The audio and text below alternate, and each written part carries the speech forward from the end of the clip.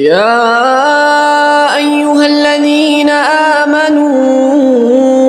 إذا قيل لكم تفسحوا في المجالس فافسحوا يفسح الله لكم وإذا قيل انشزوا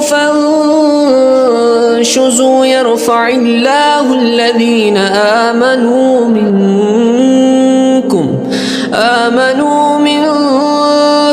والذين أوتوا العلم درجات والله بما تعملون خبير. يا